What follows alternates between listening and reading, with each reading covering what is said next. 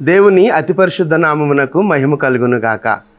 మీరంతా క్షేమంగా ఉన్నారని నమ్మి దేవుని ఎంతగానో స్తుతిస్తూ ఉన్నాను.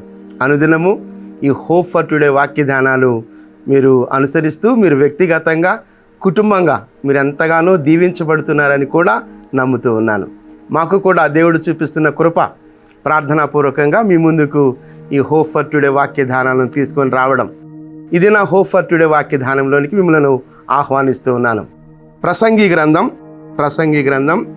5వ అధ్యాయం 18వ వచనాన్ని నేను చదువుతున్నాను. ప్రసంగి గ్రంథం 5వ అధ్యాయం 18వ వచనం. దేవుడు తనకు నియమించిన ఆయుష్కాల దినములన్నీ ఒకడు అన్నపానములు పుచ్చుకొనుచు తన కష్టార్జితమంతటి వలన క్షేమముగా బ్రతుకుచుండుటయే ఇదియే వానికి భాగ్యము. సొలొమోను ఈ ప్రసంగి గ్రంథంలో రాస్తున్నటువంటి మాట చాలా ఆశీర్వాదకరమైనటువంటి మాట. నేను మరలా చదువుతున్నాను. దేవుడు తనకు నియమించిన ఆయుష్కాల దినములన్నీ, దేవుడు ఎంత ఆయుష్నైతే ఇచ్చాడో ఆయుష్కాల దినములన్నిటిలో ఒకడు అన్నపానములు పుచ్చుకొనుచు తన కష్టార్జితం వలన క్షేమముగా బ్రతుకుచుండుటయే అన్నాడు. తన ఆయుష్కాలంలో అన్నపానములు పుచ్చుకొనుచు కష్టార్జితం వలన దానిని అనుభవిస్తూ బ్రతుకుచుండుట గొప్ప భాగ్యం అన్నాడు. కొన్ని జీవితాలను మనం గమనిస్తే విపరీతమైన ఆస్తి ఉంటుంది, కానీ అనుభవించలేనటువంటి పరిస్థితి. ఏదైనా తినవచ్చు, తినగలిగేటువంటి ఆ స్థితి ఉంటుంది, కానీ తినలేనటువంటి దుర్భరమైన పరిస్థితి. అది నిజమైనటువంటి భాగ్యం కాదు అంటున్నాడు. ఆ మాట నేను మరలా చదువుతున్నాను. ఇదియే వానికి భాగ్యం. ఐశ్వర్యం ఏంటి అని అంటే ఇదే, తన కష్టార్జితం వలన క్షేమముగా బ్రతకటం, తన ఆయుష్కాలంలో దేవుడు నియమించబడినటువంటి ఆయుష్కాలంలో తినడం, ఏదైతే తినాలనుకుంటాడో అది తినడం.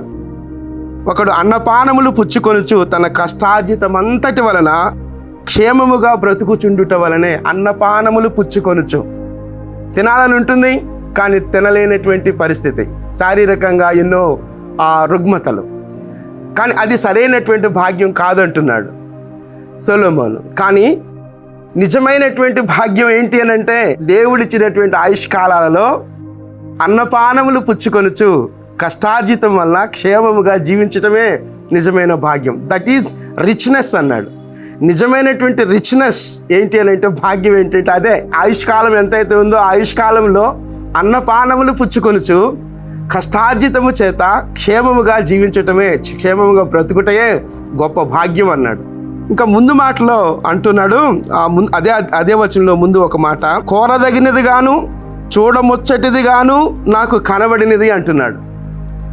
అది చాలా చూడముచ్చటగా ఉంది అంటున్నాడు ప్రసంగి. ఏది చూడముచ్చటగా ఉంది అని అంటే అన్నపానములు, దేవుడిచ్చిన ఆయుష్కాలంలో అన్నపానములు పుచ్చుకొనుచు కష్టార్జితం వలన క్షేమముగా బ్రతుకుట చూడముచ్చటగా ఉంది. అంటే ఏ టెన్షన్స్ లేకుండా, ఎలాంటి స్ట్రెస్ లేకుండా చాలా హ్యాపీగా బ్రతకటం, అది గొప్ప భాగ్యం, ఒక గొప్ప భాగ్యం. ప్రసంగి మనకు నేర్పిస్తున్న మాట ఏంటంటే స్ట్రెస్ ఫ్రీ లైఫ్ గురించి మాట్లాడుతున్నాడు. ఆయుష్కాలం అంతట్లో అన్నపానాలను పుచ్చుకోవడం, కష్టార్జితము చేత క్షేమంగా బ్రతకటం, అది గొప్ప భాగ్యం. అది స్ట్రెస్ ఫ్రీ లైఫ్ అంటే ఏ ఒత్తిడి లేకుండా బ్రతకటం. ప్రస్తుతం మనం చూస్తున్నప్పుడు అనేకమైన ఒత్తిడులు మన జీవితాల్లో ఉంటూ ఉన్నాయి. ఆ ఒత్తిడులను అధిగమించి జీవించగలగడమే చూడముచ్చటైనటువంటి జీవితం అంటున్నాడు ప్రసంగి. ఆ ఒత్తిడులను అధిగమించి జీవించడమే అదే గొప్ప భాగ్యం అంటున్నాడు. చిన్న ప్రార్థన చేస్తాను. దేవుని సన్నిధిలో ఇలాంటి చూడముచ్చటైనటువంటి, ఇలాంటి గొప్ప భాగ్యవంతమైనటువంటి, ధన్యకరమైనటువంటి జీవితం దేవుడు మనకు అనుగ్రహించలాగిన ప్రార్థన చేద్దాం. చిన్న ప్రార్థన. కృపగలిగిన దేవా, దయగలిగిన మా తండ్రి, ప్రసంగి గ్రంథంలో ఈ మాటను మేము జ్ఞాపం చేసుకుంటున్నాం. మా ఆయుష్కాలాలలో అన్నపానములు పుచ్చుకొనుచు కష్టార్జితం వలన క్షేమముగా బ్రతకటం మాకు నేర్పించు ప్రభు. అది గొప్ప భాగ్యం అని మీ వాక్యం సెలవిస్తుంది ప్రభు. అలాంటి గొప్ప ధన్యత మాకు అనుగ్రహించమని వేడుకుంటున్నాం.